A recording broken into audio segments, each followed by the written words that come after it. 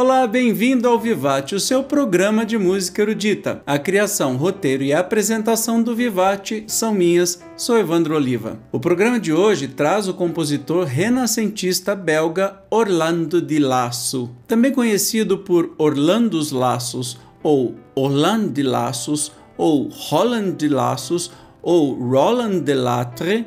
Nascido em 1532 e falecido em 14 de junho de 1594, foi um compositor franco-flamengo de música renascentista. Junto com Palestrina, da escola romana, é considerado hoje o maior representante do estilo polifônico maduro da escola franco-flamenga e era um dos músicos mais famosos e influentes na Europa no final do século XVI. Ele nasceu em Mons, na província que hoje é a Bélgica. A informação sobre os seus primeiros anos é escassa, apesar de algumas histórias não confirmadas terem sobrevivido até os nossos dias. A mais famosa delas conta que ele teria sido raptado 3 vezes por causa da beleza singular da sua voz. Quando tinha 12 anos, deixou os Países Baixos com Ferrante Gonzaga e foi para Mantua, Sicília e mais tarde a Milão. Enquanto esteve em Milão, ele foi apresentado ao madrigalista Spirito Loste da Reggio, uma influência considerável no estilo musical de suas primeiras obras. Ele então trabalhou como cantor e compositor para Constantino Castriotto, em Nápoles, no começo da década de 1550, e seus primeiros trabalhos têm suas datas estimadas para esse período.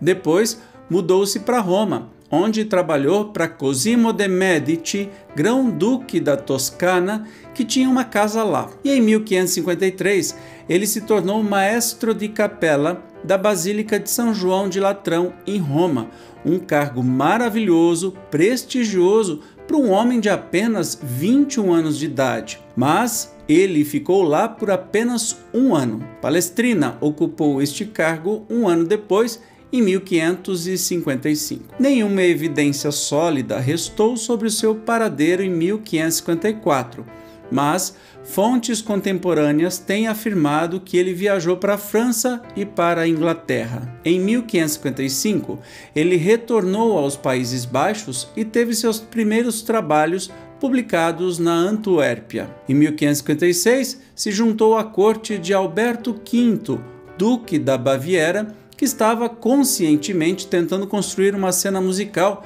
que rivalizasse com as maiores cortes da Itália. Lasso era um entre muitos holandeses a trabalhar lá e de longe o mais famoso. Ele evidentemente estava feliz em Munique e decidiu se estabelecer por lá. Em 1558, ele se casou com Regina Weckinger, a filha de uma dama de honra da duquesa.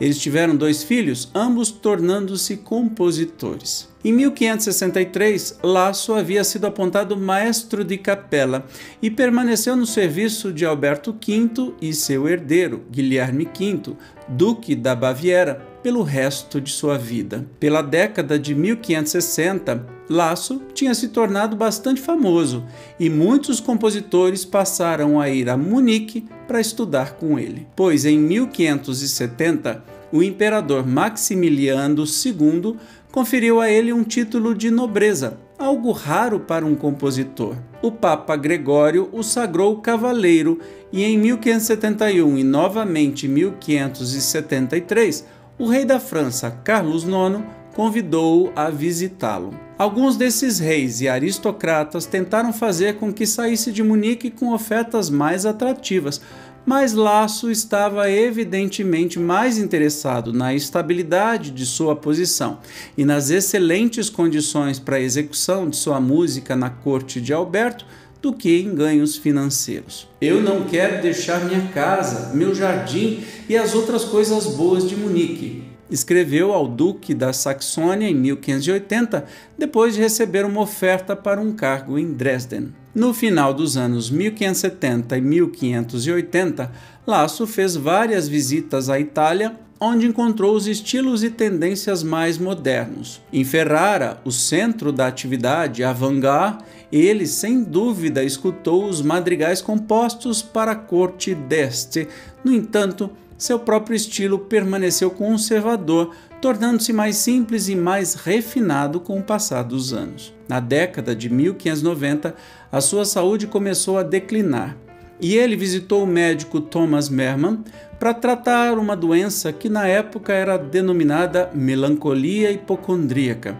No entanto, ele ainda pôde compor e viajar ocasionalmente. Hoje a gente conhece como depressão maior. Sua última obra foi uma de suas melhores, uma série sublime de 21 madrigali spirituali, conhecidos como Lagrime di San Pietro, ou Lágrimas de São Pedro, que ele dedicou ao Papa Clemente VIII e que foi publicada póstumamente em 1595. Lasso morreu em Munique no dia 14 de junho de 1594, no mesmo dia em que seu patrão havia dispensado seus serviços por razões financeiras. Ele não chegou nem a ver a carta de demissão. Lasso permaneceu católico durante uma época de discórdia religiosa, apesar de não dogmaticamente, como pode ser visto por suas obras mais seculares, assim como por suas missas temáticas e Magnificats, baseadas em composições seculares. A Contra-Reforma Católica, que atingia seu ápice sob a influência jesuíta na Baviera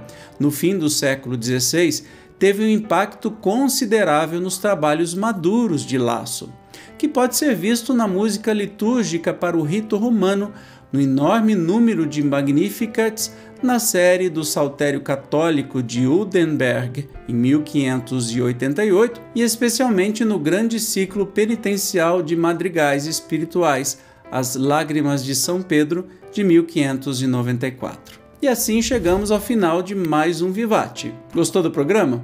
Curta e compartilhe com seus amigos.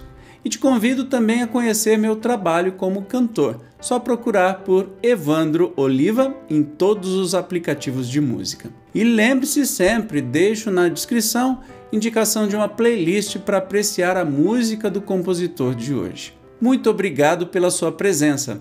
Eu te espero no próximo Vivat. Até mais!